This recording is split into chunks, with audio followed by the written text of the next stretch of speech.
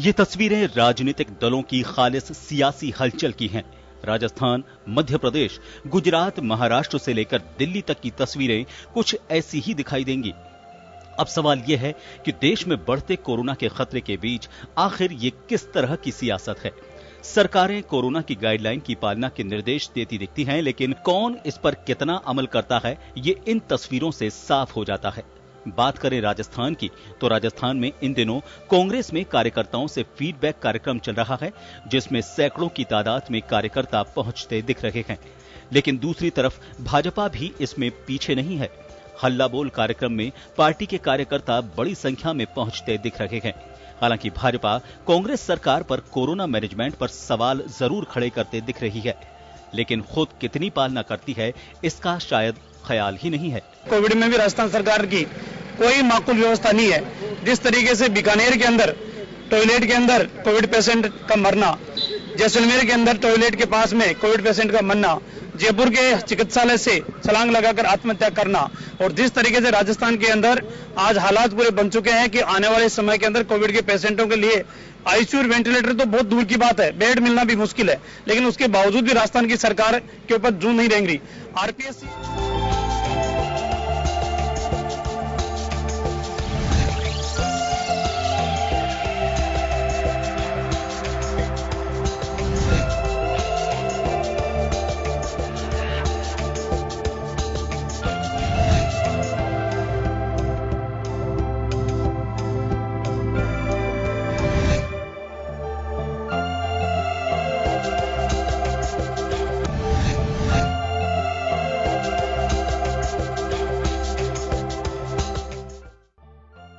विश्वव्यापी महामारी कोरोना से निपटने के लिए गाइडलाइन तय है, लेकिन इस गाइडलाइन की पालना में सियासी खेमा लापरवाही बरत रहा है।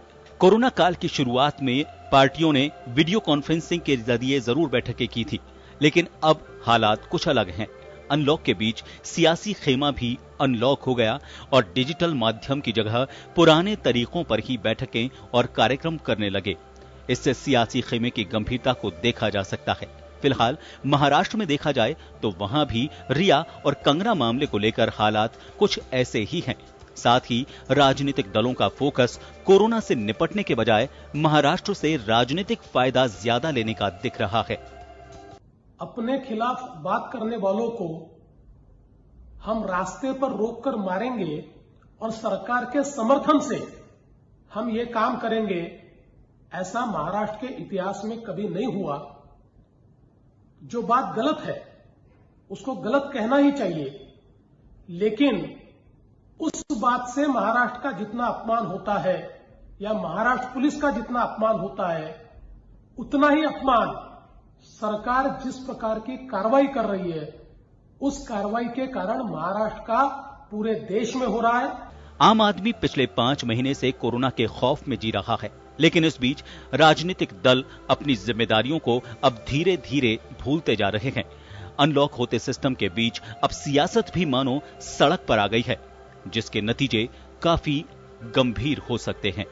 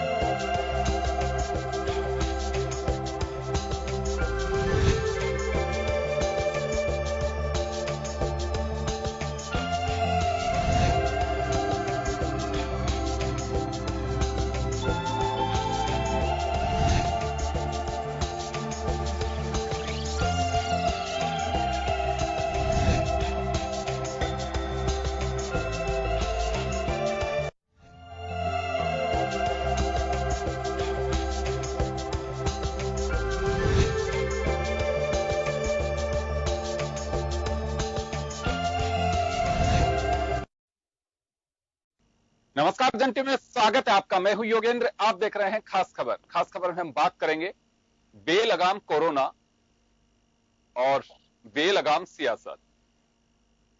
कोरोना के लिए कहा जाता है कि अगर आपने WHO की गाइडलाइन या जिसे हम प्रोटोकॉल कह रहे हैं, आप सुन रहे होंगे लगातार कि मेडिकल प्रोटोकॉल को आपको फॉलो करना चाहिए। ये महामारी है और ये किसी को देख के नहीं आती है। इसका विकराल रूप कब किसको कब चपेट में ले ले, लेकिन आप अगर सुरक्षित रहना चाहते हैं तो आपको खुद को सतर्क रहना होगा। लेकिन जो तस्वीरें आप देख रहे हैं यह उन रोल मॉडल्स की हैं जिन्हें देख करके यह पीढ़ी या आमजन ये सोचता है कि उनके तरह मुझे भी बनना है, उनके स्टाइल में मुझे। आज एक हम देखते हैं किसी को भी कि अजय माकन साहब ऐसे कर रहे हैं तो मुझे भी वैसा ही नेता बनना है, या राजेंद्र राठौड़ जी या सतीश पूनिया जी, जो जैसे एक रोल मॉडल के रूप में देखे जाते हैं जनरली। लेकिन हमारे ये मॉडल्स आप देख रहे होंगे कि एक पार्टी राजस्थान में हल्ला बोल रही है और दूसरी पार्टी डैमेज कंट्रोल में जुटी हुई है। लगिए, बहुत अच्छी बात है, जब सब कुछ खुल गया तो राजनीतिक गतिविधियां भी खुलनी चाहिए।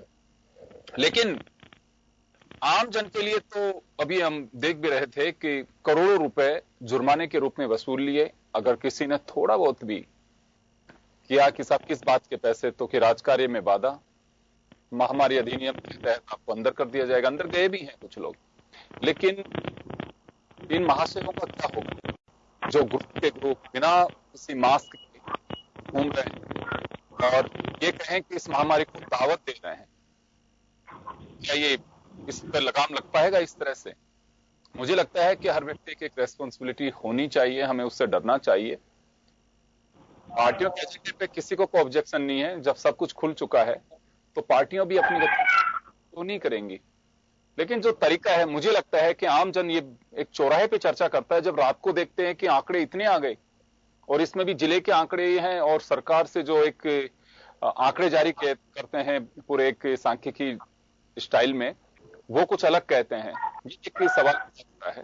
तो चलिए, हमारे साथ इस मुद्दे पर चर्चा करने के लिए आज जुड़े हुए हैं वरिष्ठ पत्रकार मिथिलेश जैमिनी जी हमारे साथ जुड़े हुए हैं, भाजपा नेता पंकज जोशी जी हमारे साथ में हैं, कांग्रेस विचारक वरुण पुरोहित जी हमारे साथ हैं और बीएसपी नेता विष्णु कुलवाल साहब हमारे साथ हैं। सभी का स्वागत है।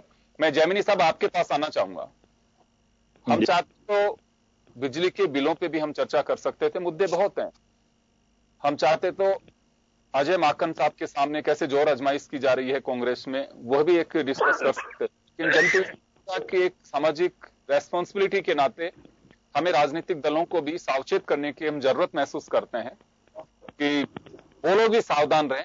जिस तरह से झुंड के झुंड में कोई ज्ञापन देने जा रहा है, कोई जुलूस निकाल रहा है, मुझे लगता है कि समाज को चौंकाने वाली तस्वीरें हैं। तो हमें कैसे देखना चाहिए इसे? देखिए योगेंद्र जी, एक्चुअली जो पॉलिटिकल पार्टीज के जो पॉलिटिकल ड्रामाज जो देख रही है पब्लिक, वो बहुत नेगेटिव इनर्शिया क्रिएट कर रही है। आज जो पॉलिटिकल पार्टीज जो कल हमने देखा अजमेर में, दूदू में, जो माकन साहब के दौरे में, इससे पहले बीजेपी का हल्ला बोल जो कार्यक्रम था उसमें, ये कुल मिला के आज जो राजनेता है वो प्रयोग, प्रगति और प्रसिद्धि तीन के लिए काम कर रहा है कोरोना काल में। जो ह्यूमैनिटेरियन ग्राउंड होना चाहिए, जो WHO की गाइडलाइन है, उसको दरकिनार करके काम कर रहा है। कुल मिला के आने वाले टाइम में पंचायत चुनाव है और पंचायत चुनाव में दोनों पार्टियां अपनी विजयश्री वर्ण करना चाहती है और उसी के चलते ये सब कुछ कोरोना को भूलकर दोनों पार्टीज के नेता कर रहे हैं। ये दीगर पार्टी यही बात है कि भाजपा के सतीश पूनिया जी के कोरोना हो जाने के बाद भाजपा इससे बैकअप हो गई और वर्चुअल कर रही है। लेकिन कांग्रेस में जो कल नजारा देखने को मिला अजमेर में, पॉलिटिकल दोनों पार्टियों के आज भी जयपुर में जो देखने को मिल रहा है सुनवाई के दौरान, जो माकन साहब सुनवाई कर रहे हैं जयपुर ग्रामीण और अदर दौसा वाले क्षेत्रों की, तो कुल मिला के चाहते क्या है अभी एक समझ से बाहर है। खुद सीएम अशोक गहलोत जो बहुत सेंसिटिव है कोरोना को लेकर, खुद 1 महीने के लिए क्वारंटाइन हो गए हैं, सेल्फ क्वारंटाइन, कि मैं 1 महीने तक किसी से नहीं मिलूंगा। अब उसके कई राजनीतिक मायने निकाले जा सकते हैं कि जो पॉलिटिकल अपॉइंटमेंट होने हैं वो अब 1 महीने के लिए टल गए हैं। उससे बेचैनी भी बढ़ रही है जिन लोगों को इंतजार है उनको। जो एक किसी जमाने में लाल बहादुर शास्त्री और ऐसे इस देश के नेता हुए हैं कि अगर वो रेल हादसा हो गया तो इस्तीफा दे, वो युग तो आप कल्पना छोड़, संवेदनशील तो हमारे देश के बच्चे नहीं है कि वो सामाजिक सरोकार से जुड़ी हुई जिम्मेदारियों को पूरी ईमानदारी से ग्रहण कर ले। उन्हें नोट और वोटों के लिए आज का पॉलिटिशियन दो चीजों के लिए काम कर रहा है, पहला नोट, दूसरा तो दोनों पार्टियां चाहे कांग्रेस हो चाहे बीजेपी हो, अगर हम थोड़ा सा हमारे देश की आर्थिक राजधानी मुंबई की ओर हमारा चेहरा कर लें तो और साफ हो जाएगा कि राजनीतिक दलों की मंशा क्या है। जब पूरा देश जीडीपी 23.-9 है, बेरोजगार की जो रेट है दुनिया की सबसे हाईएस्ट बेरोजगारी हमारे यहाँ है, कुल मिला के उस समय हम कंगना रानौत, रिया चक्रवर्ती, स्मगलिंग, जो ड्रग पेंडल, जो अलग अलग सिनेरियो दिखा रहे हैं। जो आदमी बेरोजगार आदमी है, जो जिसके घर में कोई कोरोना का मरीज है, उसे रिया चक्रवर्ती का दिखा रहे हो, कंगना रानौत दिखा रहे हो। कंगना से उन्हें क्या लेना देना, उनके घर में तो कोरोना बैठा है ना। तो कुल मिलाकर चाहे कोई भी पॉलिटिकल पार्टी हो, चाहे कांग्रेस हो, चाहे बीजेपी हो, चाहे अदर पार्टी हो, जो एक ह्यूमैनिटेरियन ग्राउंड पर सेंसिटिवनेस होनी चाहिए, जो संवेदनशीलता का आंकड़ा होना चाहिए, जो हमारे स्टेट के सीएम बार बार कहते हैं सब। जी बिल्कुल। तो कोरोना के साथ भी वही बात है कि सावधानी हटी और दुर्घटना घटी। बिल्कुल। आप देखिए जयपुर के सबसे वरिष्ठ जो सर्जन है डॉक्टर दिनेश जिंदल, वो वेंटिलेटर पर है। आपके कांग्रेस के कई नेता, शरद जो ज्योति खंडेलवाल जी के हस्बैंड है, वो RUHS में इलाज ले रहे हैं, सतीश पूनिया जी इलाज ले रहे हैं। तो संवेदनशीलता की कमी बहुत डेंजरियस है। और दूसरा जो आंकड़े आ रहे हैं वो बड़े भ्रमित करने वाले हैं। जो हमारे अगर आदर्श नगर जो शमशान घाट है, जो पर्टिकुलर कोरोना पेशेंट का है, सरकार कह रही है 2 डेथ हुई है, और वहां पर अगर आप स्पेशली इन्वेस्टिगेशन करोगे तो सिनेरियो आ रहा है कि रोज 30 से 35 तक डेड बॉडीज का ट्विंडल हो रहा है। तो कहीं ना कहीं आंकड़े छुपाए भी जा रहे हैं। तीसरा एक जो बहुत डेंजरियस पार्ट कल एक अखबार में पढ़ने को मिला, जो कोरोना के पेशेंट है उनकी किडनी निकाली जा रही है। जो धरती का भगवान जिसे आप कह रहे हो चिकित्सक, वो भी बेईमान हो रहा है। ऐसे भी मामले आ रहे हैं क्योंकि डेड बॉडी दी नहीं जाती है। कुल मिला के कोरोना के नाम पर जो मानवता शर्मसार होती है, जो एक हिंदुस्तान में कहा जाता है कि सर्वे भवन्तु सुखेनु सर्वे सन्तु निरामय, जो भारतीय संस्कृति है कि सबका भला हो, उस सोच को हम छोड़कर, कहीं अध्यात्म को छोड़कर जो की दौड़ में दौड़ गए, उससे भी कोरोना हमारे लिए घातक हो गया है। तो हमारे एजुकेशन सिस्टम को भी सुधारना पड़ेगा। जिस राजस्थान का वाइस चांसलर, यूनिवर्सिटी का वाइस चांसलर रिश्वत लेते पकड़ा जाए, वहां का हायर एजुकेशन और वहां का एजुकेशन सिस्टम क्या होगा आप खुद समझ लीजिए। चलिए मैं आऊंगा आपके पास में, वापस आऊंगा आपके पास में। मैं एक बार विष्णु कुलवाल साहब के पास में जाना चाहूंगा। कुलवाल साहब, राजनीतिक दल अपने एजेंडे में लगे हुए हैं। मैं ये नहीं कहता कि जो एजेंडे है वो जनता से जुड़े हुए नहीं है, कार्यकर्ताओं से, जनता से जुड़े हुए भी हैं। बिजली के खिलाफ अगर बीजेपी का हल्ला बोल है तो निश्चित रूप से जनता के लिए है, लेकिन जनता का ये कहना है कि इन सब चीजों को कुछ दिन के लिए टालना चाहिए, चाहे अजय माकन का दौरा या फिर बीजेपी का हल्ला बोल हो या दूसरी सभाएं हो। अभी ऐसी स्थिति है, वो ये भी नहीं चाहते हैं कि उनके अपने नेता किसी भी तरह की मुसीबत में फंसे। तो क्या वास्तव में अब ये दौर हाथ से जा रहा है, बेलगाम होता जा रहा है? ऐसा क्या दे सकते हैं राजनीतिक दलों को कि कुछ दिन के लिए वो संयम रख सकते हैं? देखिए योगेंद्र जी, ये देश का बहुत बड़ा दुर्भाग्य है कि आज हमारे देश के प्रधानमंत्री कह रहे हैं कि इस कोरोना को आप मजाक मत समझिए, ये इस प्रकार की बीमारी जिसका कोई इलाज ही नहीं है देश में अभी तक। मगर आज भारतीय जनता पार्टी और चाहे कांग्रेस हो, ये अपने अपने दल के लेवल पे आंदोलन कर रहे हैं। इनको यह मतलब नहीं है कि जनता मरेगी कि जनता जिएगी। आज कोई भी आंदोलन कर रहे हैं ये इनको ये पता है कि कितना उसका प्रधानमंत्री के आदेश की पालना करते हैं। ये कुछ भी नहीं करते हैं। ये स्थिति कांग्रेस पार्टी की है। मुख्यमंत्री जी बोलते हैं कि बहुत बीमारी बड़ी भयानक है, मगर कांग्रेस के अंदर धक्का मुक्की आप लगातार देख रहे हैं, जिस दिन की बातें हो रही है, इस प्रकार की बातें। एक जिस समय हमारा देश संकट में चल रहा है, कोरोना संकट पे चल रहा है, उस समय इस प्रकार की बात होना ये देश के लिए बेईमानी होगी।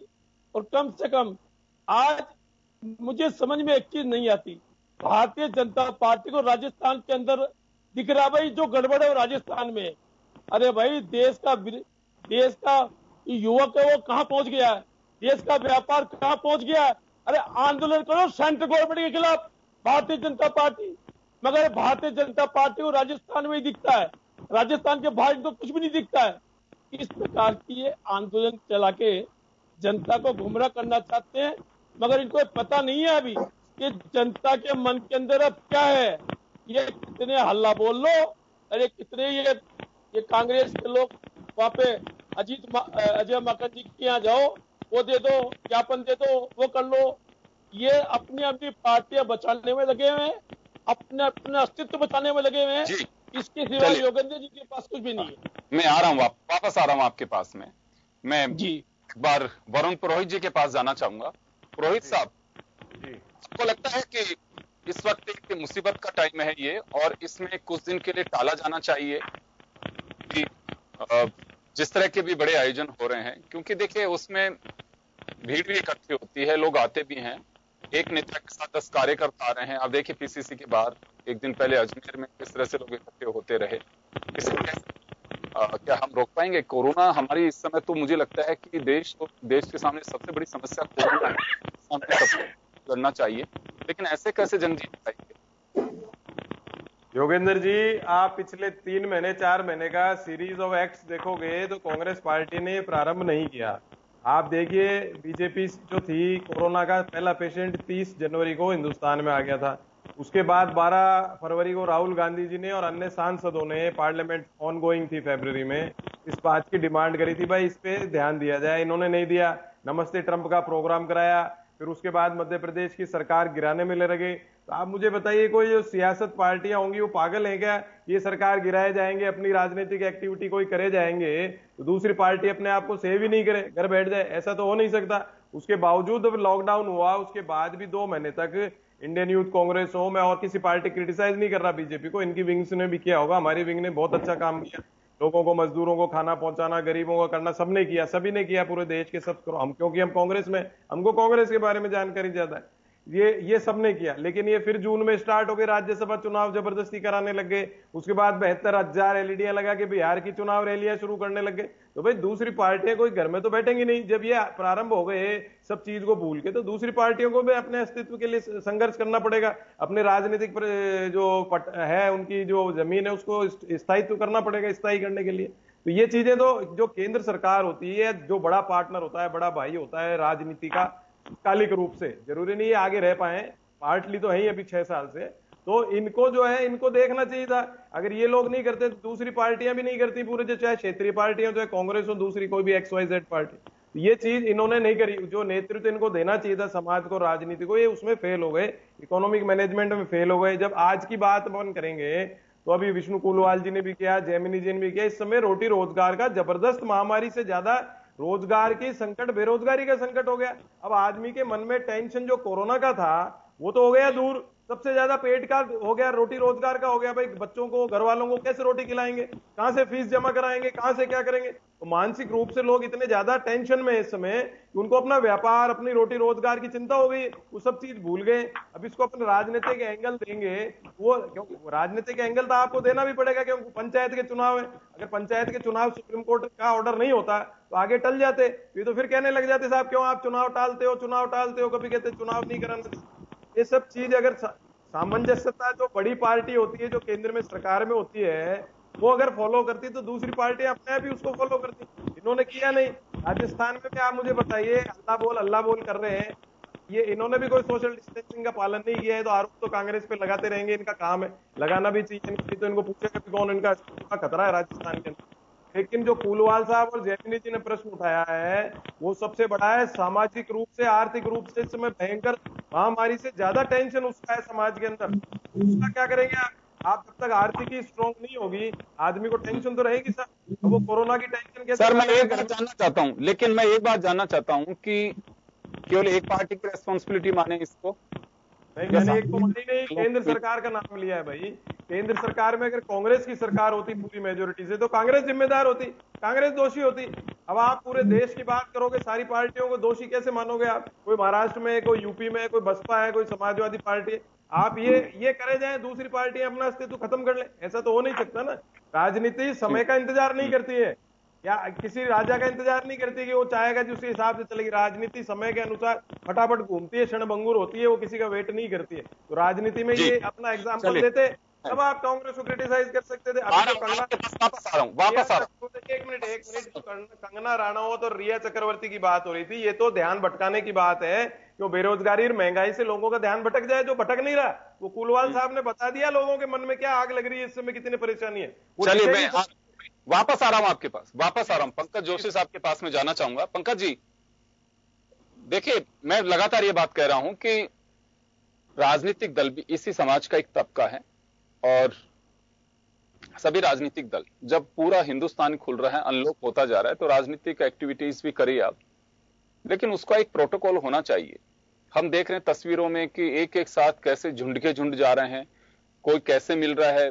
ये सब कुछ किस तरह से होगा फिर ऐसे मैनेज, क्योंकि लड़ाई तो हम कोरोना के खिलाफ लड़ रहे हैं। अब वरुण पुरोहित जी ने एक बड़ी बात और आरोप लगाया है कि केंद्र को बड़ी भूमिका में होना चाहिए, वो जैसे करेंगे फिर दूसरे लोग खामोश कैसे रहेंगे। तो ये सीधी बात है कि अगर बिहार के चुनाव को लेकर आप लोग तैयारी करें और दूसरे लोग चुपचाप बैठे रहें, अजय माकन के दौरे को भी इसी तरह से बता रहे हैं, तो बीजेपी को कटघरे में खड़ा कर रहे हैं कि बीजेपी को ध्यान देना चाहिए। अगर सरकार, केंद्र सरकार ऐसा करे कि सारे राजनीतिक आयोजन एक बार के लिए बंद, तो सब बंद कर देंगे। देखिए, मैं कराऊं आपको विजय जी, मैं बहुत सीधे बताता हूं। पहली बात तो ये कि क्योंकि अब ये जो इन्होंने बात कही है, ये कांग्रेस की बात है या कांग्रेस की विचारधारा की बात है, मुझे नहीं पता, लेकिन कांग्रेस की तरफ से कोई प्रवक्ता नहीं आता है। लेकिन आज मैं आपको सबसे बड़ी बात कहता हूं, बार बार कह रहे साहब कि लोगों की जो है, मैं कह रहा हूं कि आप छोड़िए, चलिए राजनीतिक कार्यक्रम क्या हो रहे हैं, राजनीतिक पार्टी को एक बार छोड़ दीजिए। मैं कह रहा हूं कि राजनीतिक जो सत्ता में पार्टी है वो राजनीतिक पार्टी है, वो एक दूसरी बात है, लेकिन सत्ता में पार्टी होने के साथ साथ जो है कार्यपालिका उसके हाथ में, कार्यपालिका का जो काम है उसकी हालत देखिए आप। आज से 10 दिन पहले सेक्रेटरी हेल्थ ने कहा कि हम जो है बड़े हॉस्पिटल के पास में जो होटल्स हैं उनको किराए पे ले रहे हैं और उसके अंदर जो है हम मरीज रखेंगे। मुझे बताइए आज क्या हुआ उसकी पोजीशन, एक बार भी लिया क्या आपने? 3 दिन पहले जो है आपने कहा जो है, क्योंकि मंत्री वेतन पाता है, राजनीतिक पार्टी वेतन पाती है नहीं पाती, लेकिन मंत्री वेतन पाता है और जो IAS ऑफिसर वेतन पाता है सरकार की रोजी रोटी जनता से। आप मुझे बताइए। पंकज जी मैं आपको डिस्टर्ब नहीं कर रहा, आप इसको जरूर नहीं यदि आपको मुझे पता नहीं क्या है कि आप मैं तो बोलता हूं, पहले आप मुझे प्रश्न बता दीजिए, मैं उसको जवाब करूंगा। प्रश्न बताया ना मैंने आपको, आप एक बार तो उसी पर उत्तर दीजिए कि क्या राजनीतिक दलों को अपने आयोजन नहीं टालने चाहिए या फिर एक उसको प्रोटोकॉल को फॉलो करना चाहिए। लेकिन जवाब दे दीजिए एक बार, पहले आप मेरे सवाल का जवाब दीजिए, कहना आप कहिए।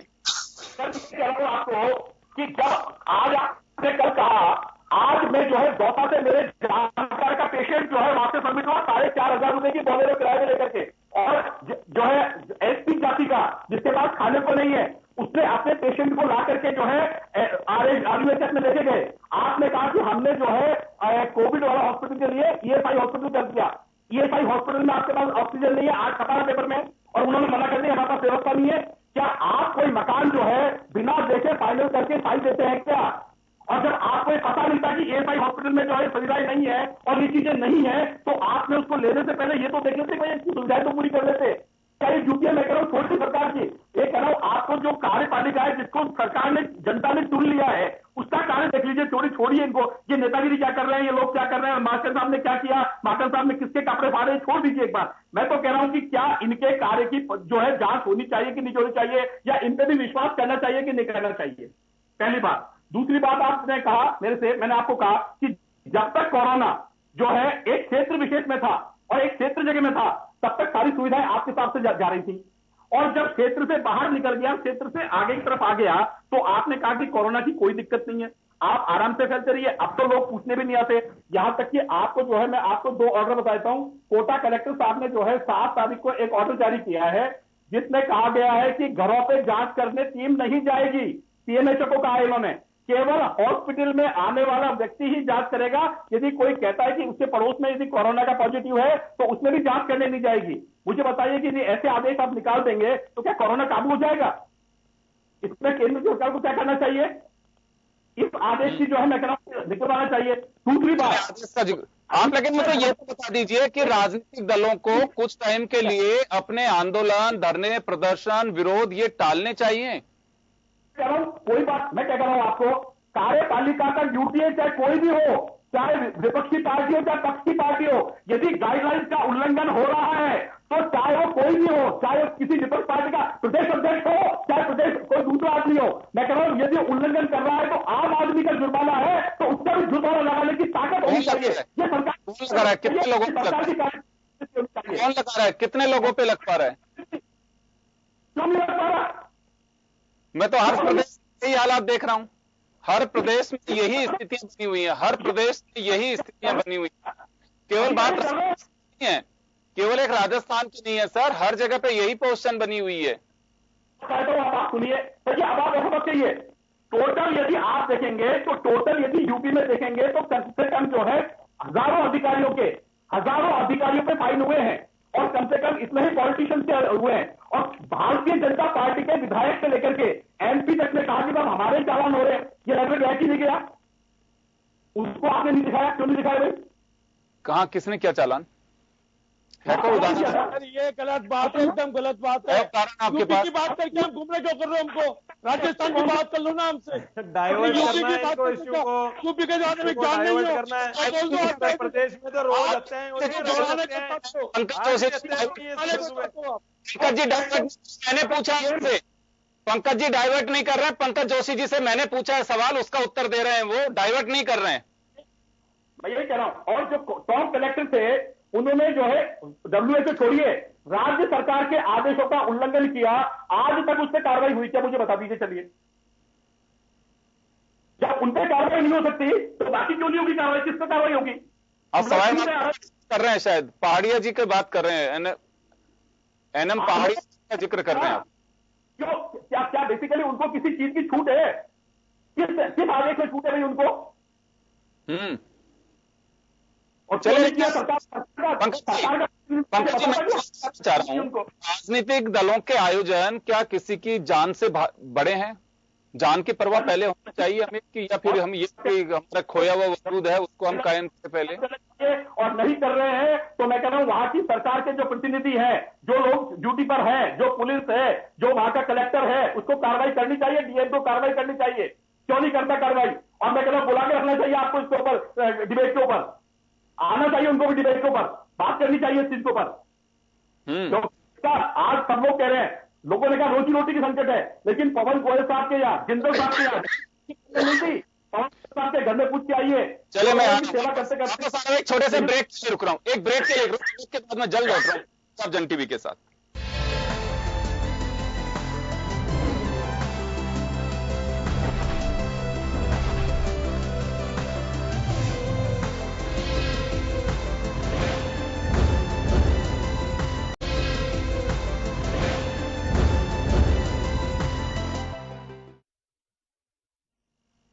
ब्रेक के बाद एक बार फिर आपका स्वागत है। आप देख रहे हैं खास खबर। बात कर रहे हैं हम राजस्थान में, या कहीं पे भी देख सकते हैं हम, कोरोना बेलगाम है, लेकिन राजनीतिक दलों के आयोजन भी कोई लगाम नहीं है उन पे भी।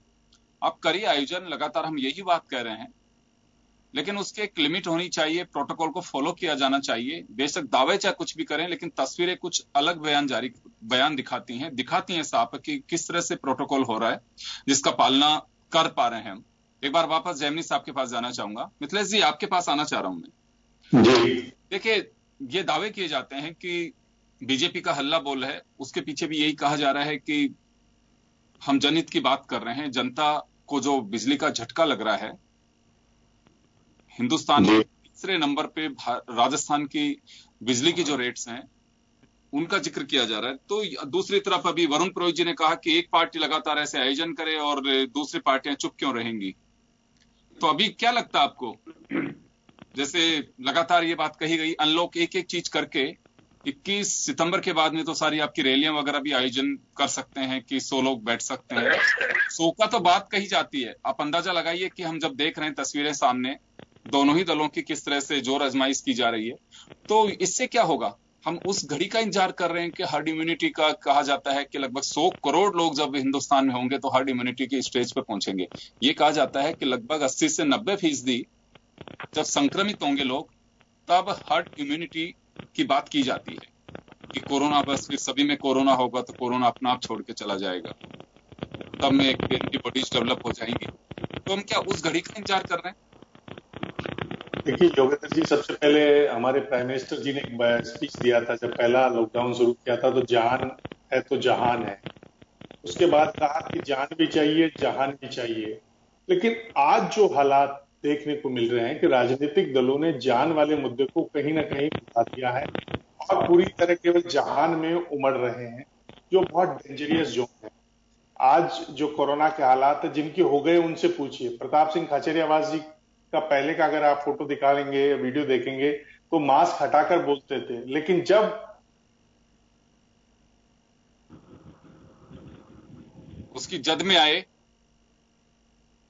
वेलकम हो रहा था तो उनकी फेस पर मास्क लगा हुआ था और उनकी मदर उनका वेलकम कर रही। अर्थात कोरोना वो चीज है जिसके हो गया उसको पता है इसकी भयावहता कितनी है। शहर का एक बहुत बड़ा सर्जन डॉक्टर अपनी जिंदगी और मौत से लड़ रहे हैं, एक ऑर्थोपेडिक सर्जन जा चुके हैं। तो कुल मिला के कोरोना को हल्के में जो पॉलिटिशियन लेते हैं, जिससे एक्चुअली हो क्या रहा है कि हमारे देश में जो लिटरेसी का लेवल है बहुत बिलो कैटेगरी का है, क्योंकि एजुकेशन सिस्टम अभी बहुत कॉलेप्स की तरफ है। हमारे यहाँ वाइस चांसलर रिश्वत लेते पकड़े जा रहे हैं। तो आप सोच सकते हैं कि हमारे यहाँ एजुकेशन की क्वालिटी ऑफ एजुकेशन क्या है राजस्थान में, आए प्राइवेट यूनिवर्सिटीज का क्या हाल है। तो कुल मिला के जब एजुकेशन की क्वालिटी डाउन है तो अल्टीमेटली जो उनकी डिसीजन पावर है वहां की पॉपुलेशन का होगा, वो फॉलो ज्यादा करते हैं, खुद लीडरशिप कम पैदा होता है। क्योंकि जहां एजुकेशन की क्वालिटी ऑफ एजुकेशन हायर होती है वहां जो लीडर हैं वो अच्छे तैयार होते हैं, फॉलोवर तैयार नहीं होते। हमारे इंडिया में फॉलोवर बहुत है। आप देखिए सुशांत राजपूत के कितने फॉलोवर हैं, शाहरुख खान के कितने फॉलोवर हैं। हमारे यहाँ फॉलोवर से बहुत ज्यादा क्रिएट होती है, लीडरशिप कम डेवलप होती है। इसलिए अगर हम लीडर जो हैं जिनको हमारी फैन फॉलोइंग है, जिन्हें जनता फॉलो करती है, अगर वही रूल्स रेगुलेशन को फॉलो नहीं करते हैं तो डेफिनेटली सोसाइटी में नेगेटिव क्रिएटिविटी होती है और उसका हर्जाना सबको भुगतना पड़ रहा है। गांव में कोरोना पहुंच गया है। सबसे दुर्भाग्यपूर्ण बात है कि हमारे गांव में पहुंच रहा है। तो एक्चुअली कैसे लोगों को मास्क लगाएं, कैसे लोग सैनिटाइजर का यूज करेंगे, गरीब के पास खाने को नहीं तो मास्क कहां से लेकर आए, सैनिटाइजर कहां से लेके आए। खूब सारे प्रॉब्लम्स हैं इस देश में। और जो हमने वर्ल्ड बैंक से सबसे ज्यादा लोन ले लिया है, अगर हम बात करें आज की तारीख में सबसे ज्यादा हमने लोन लिया, हमारी इकोनॉमी इतनी डाउन होती जाती है कि हम किसी की मदद नहीं करना चाह रहे, उससे ज्यादा एडवर्टाइजमेंट कर रहे हैं। हम अगर रेडी वाले को 10,000 रुपए की मदद कर रहे हैं, लोन दे रहे हैं, 10,000 रुपए मदद नहीं कर रहे हैं, लोन दे रहे हैं, तो उसका हम फुल पेज ऐड देखिए या हम टीवी चैनलों पर प्रचार करके बताना चाह रहे हैं कि हमने 10,000 रुपए किसी रेडी वाले की मदद। तो कुल मिला के इकोनॉमी का जो वो रेंजिंग से उसको सुधारने के बजाय झूठी नेताओं ने वोट वो हमारे लिए बहुत डेंजरियस जोन में ले जा रही है। इसलिए पॉलिटिकली सबको रिवाइव करना पड़ेगा। ये जो आत्ममंथन जो हमारे प्राइम मिनिस्टर साहब कह रहे हैं भारत को आत्मनिर्भर बनाना है, मैं कह रहा हूं कि हमारे देश के राजनीति को आत्ममंथन करना होगा। अगर वो आज इस कोरोना काल में आत्ममंथन नहीं करेंगे, क्योंकि हमारा जो पहले के नेता थे वो इसलिए थे कि वो मानवता की सेवा के लिए नेतागिरी करते थे। आज जो नेतागिरी का बैकअप आ रहा है वो पैसा कमाने के लिए पॉलिटिकल पार्टी ज्वाइन कर रहा है। किसी जमाने में गांधी जी, सुभाष चंद्र बोस, जो बड़े बड़े लोग, प्रकाश जयनारायण, ये लोग इसलिए आए कि उन्हें जनता को न्याय दिलाना था। अब खुद को या खुद के परिवार को न्याय दिलाना है। अगर राजस्थान में नेताओं के पुत्रों की बात करें तो पुत्र मोह में कितने नेता उलझे पड़े हैं। पीढ़ी दर पीढ़ी का एक बिजनेस क्रिएट हो गया है। तो ये जो मानवतावादी राजनीति है वो भारत की राजनीति कहीं ना कहीं विलुप्त हो रही है। वो जैमिनी साहब एक बात और मैं जानना चाहूंगा कि हम राजनीति में आपने कहा कि फॉलोअर्स ज्यादा हो रहे हैं, लीडरशिप की कहीं ना कहीं एक क्वालिटी होनी चाहिए, वो नहीं हो पा रही है।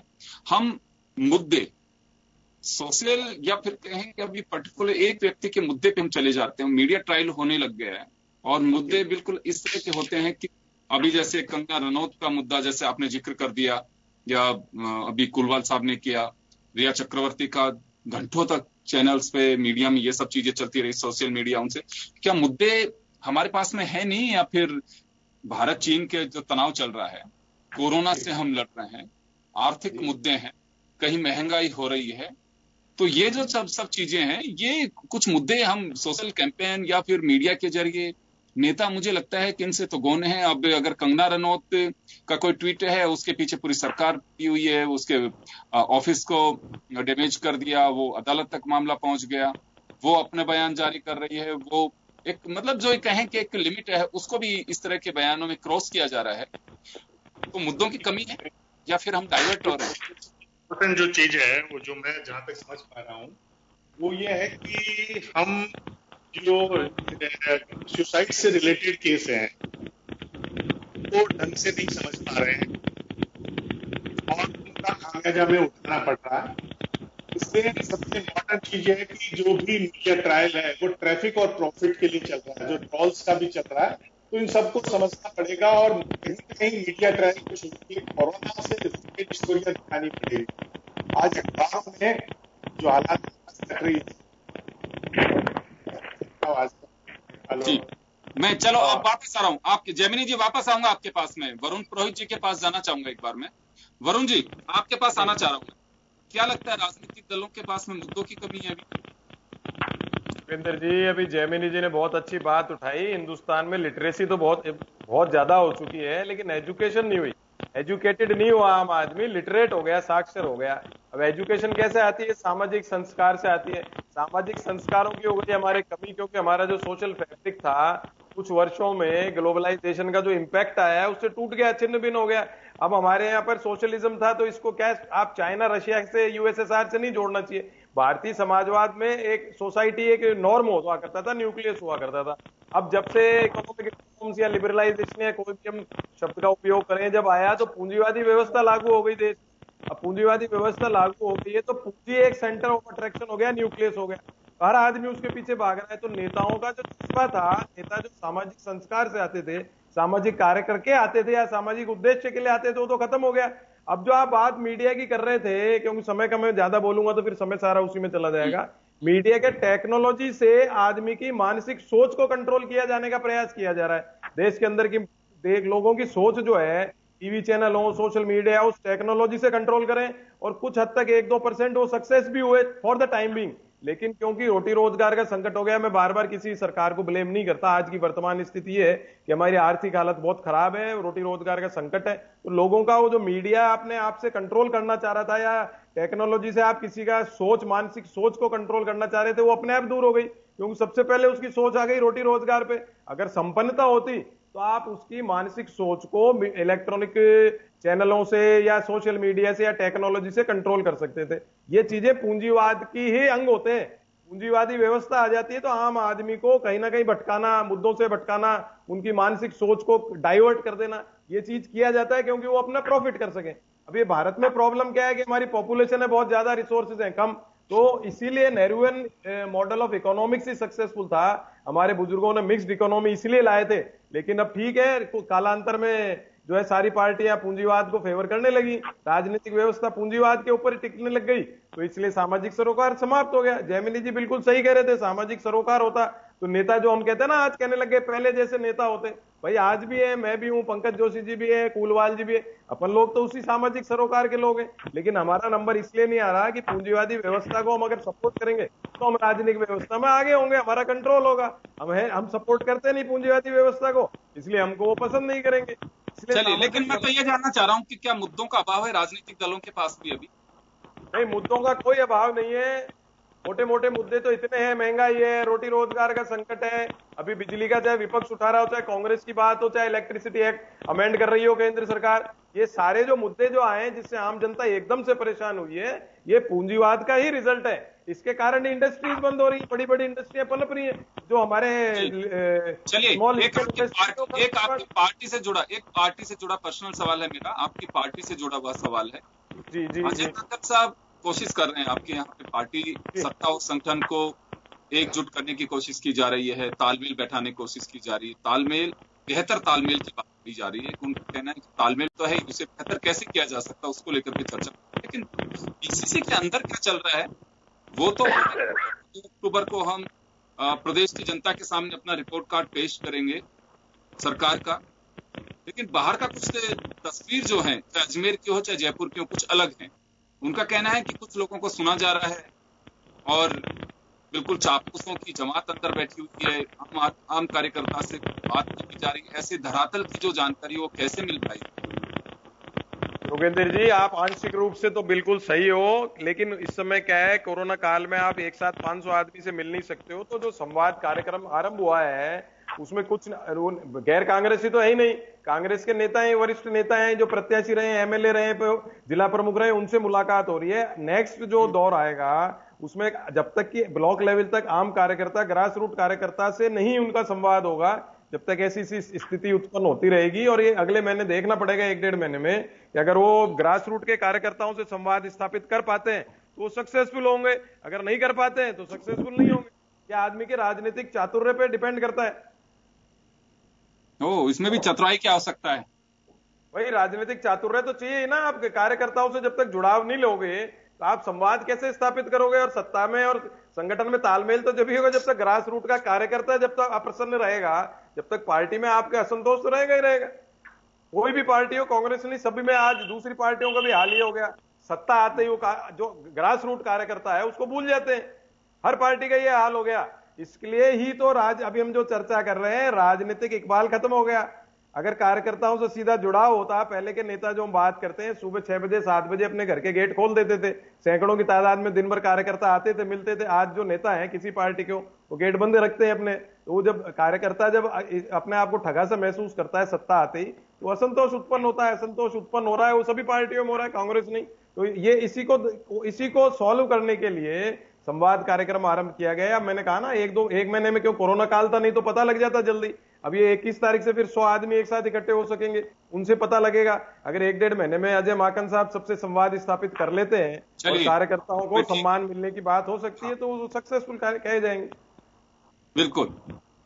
चलिए, मैं बीजेपी के पास में भी, मैं पंकज जी के पास भी जाना चाहूंगा। पंकज जी, एक बात जानना चाहूंगा मैं कि आप लोगों का हल्ला बोल कार्यक्रम चल रहा है कि राजस्थान में बिजली का करंट आ रहा है, इसमें कोई संदेह भी नहीं है। बहुत सारे लोगों के पास में अपेक्षा से ज्यादा, जिनको जो भरोसा नहीं था कि बिजली का बिल इस तरह से कमर तोड़ सकता है या इस तरह झटका मार सकता है, वो बिजली के करंट से भी ज्यादा झटका दे रहा है। लेकिन यहाँ एक सवाल ये भी उठता है कि जहां आपकी सरकार है मध्य प्रदेश में भी, कमलनाथ के जाने के बाद भी आप लोगों ने टैरिफ बढ़ा दिया वहां पे, तो ये दोहरी बात कैसे हो रही है?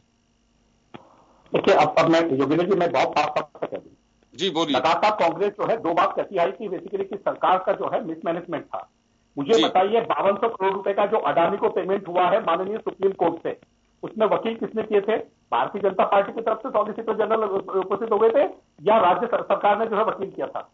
और राज्य सरकार ने भी वकील किया था, तो यदि सत्ता को बचाने के लिए कपिल सिब्बल जैसे बड़े बड़े वकील जा सकते हैं, तो क्या इस प्रदेश की जनता के 5200 करोड़ रुपए बचाने के लिए कपिल सिब्बल साहब खड़े नहीं हो सकते थे क्या भाई वहां? और क्यों नहीं हो सकते? बताइए, मुझे बताइए क्या कारण था भाई इनका? और ये भार जो है जनता पर क्यों आया? और अब बताइए, अडानी जी आपके कैसे हो गए भाई? ये बता दें जनता को कि भाई अडानी जी हमारे कैसे हो गए? पहली बात। दूसरी बात, आपने कहा कि जो चीजें थी, मैंने आपको फिर कहा कि जो चीजें आपने कहा ना कि बिजली के टैरिफ, हम ये कह रहे हैं टैरिफ आप बढ़ाइए, लेकिन टैरिफ बढ़ाने के साथ साथ जो सब्सिडी आप लगातार दे रहे थे और जिन कारण से थे, जो किसान को 833 रुपए मिल रहे थे, आपने उसको वापस क्यों नहीं दिया भाई? वहां क्या दिक्कत आ गई थी? उसमें तो कोई बजट की परेशानी नहीं थी आपको। तीसरी चीज, जो चीजें आपने कहा कि हम प्राइस नहीं बढ़ाएंगे, प्राइस बढ़ना तो छोड़िए आप, फ्यूल सरचार्ज बढ़ना छोड़िए आप। तीसरी चीज, जो उत्पादन लागत का सबसे बड़ा जो प्रॉब्लम हो रही है, आपकी उत्पादन एफिशिएंसी लगातार डाउन हो रही है। आपने उसमें ये लगातार कह रहे हैं कि नहीं एफिशिएंसी डाउन हो रही है, तो आप उसको भी जो है कंज्यूमर पे डाल दीजिए। क्यों भाई? एफिशिएंसी डाउन का कंज्यूमर पे। और जब सब्सिडी देने की बात हो कि जब आपके घर के ऊपर जो है बिजली बनाने की बात हो जाए, सोलर में मैं 5 कर रहा हूं, तो आप कह रहे हैं कि 80% से ऊपर नहीं लेंगे, कॉमर्शियल के ऊपर हम वापस नहीं करेंगे। अजय साहब, जो आप हमें 9 रुपए में बेच रहे हैं, हम आपको वही बिजली 2 रुपए में दे रहे हैं, तो भी आप कह रहे हैं कि नहीं हमको इतनी लेंगे, इसके बाद नहीं लेंगे। भाई ऐसी क्या चीज है भाई? आपकी पहले की गाइडलाइंस और इसी गाइडलाइंस में फर्क पड़ा ना, तो मैं कह रहा हूं ये तो कम से कम ठीक कर लीजिए जनता के सामने। ये तो बताइए भाई ऐसा क्यों प्रॉब्लम हो रही है हमारे साथ में।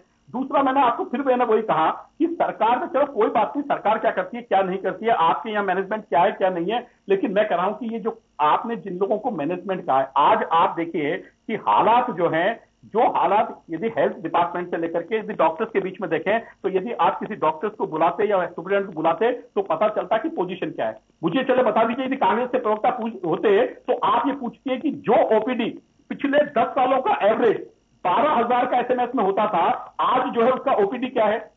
आज कोई नगर निगम में किसी का मेयर नहीं है ना।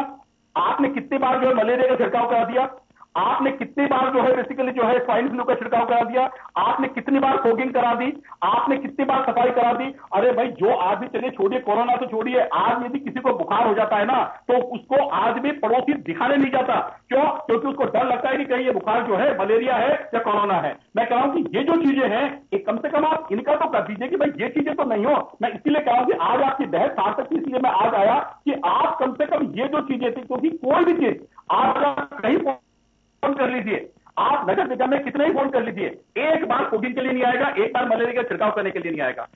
जितनी भी चीजें हैं आज कोई भी लोग कर रहे हो तो मुझे बताइए। दूसरा, हॉस्पिटल के जो लोकल हॉस्पिटल डिस्पेंसरीज हैं वहां पर जो है एक इसका मलेरिया का टेस्ट नहीं हो रहा, तो कहते हैं पहले कोविड टेस्ट कराइए फिर मलेरिया टेस्ट होगा। अब आप मुझे बताइए कैसे काम चल पाएगा?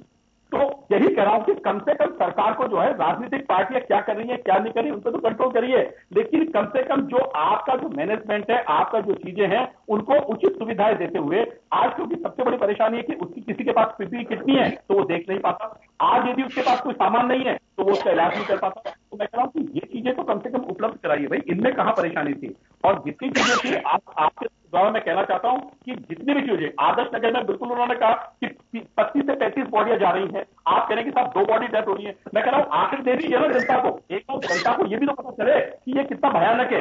एक तरफ कहते हैं कि आप इसे डरिए और एक तरफ आंकड़े छुपाए कहते हैं आप डरिए मत। तो ये डबल जो नीतियां हैं ये नहीं चल पाएंगी, आपको जनता को बताना पड़ेगा। हाँ, इतने पॉजिटिव आ रहे हैं, आज के पेपर में आया कि 450 केस जो है स्टेट रिपोर्ट में थे जोधपुर के, और आपने कहा 200 हैं और आपने वहां इमीडिएटली बैन कर दिया कि रिपोर्ट नहीं देंगे।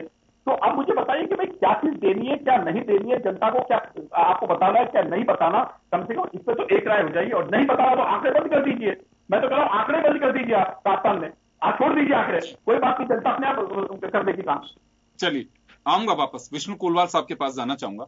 कुलवाल साहब, मैं एक निष्कर्ष पे पहुंचना चाहता हूं कि कोरोना बेलगाम हो रहा है, सबके अपने अपने दावे हैं, लेकिन क्या वास्तव में अभी डरने की आवश्यकता है कि या बिल्कुल कोई कोरोना नहीं है? हाँ, एक बात और मैं शेयर करना चाहूंगा दर्शकों के साथ।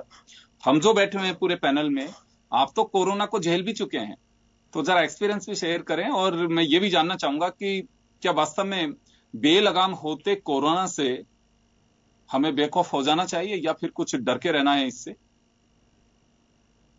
नहीं योगेंद्र जी, इससे पूर्ण रूप से डर के रहना है। ये बहुत खतरनाक बीमारी है, आदमी को एहसास भी नहीं होता कि बीमारी कब शुरू हुई और कब खत्म होगी।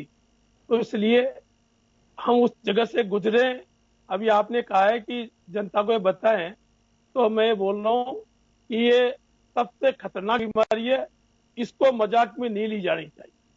नंबर 2, योगेंद्र जी मैं ये कहना चाहता हूं, मेरे भाई पंकज जी भी बैठे हैं, माननीय अटल बिहारी वाजपेयी जी कहते थे ये फिल्मी जो हीरो हीरोइन है ना, ये सिर्फ पिक्चरों में काम करने के लिए बने हुए हैं, ये नेताओं की राजनीति के ऊपर बोलने में नहीं है।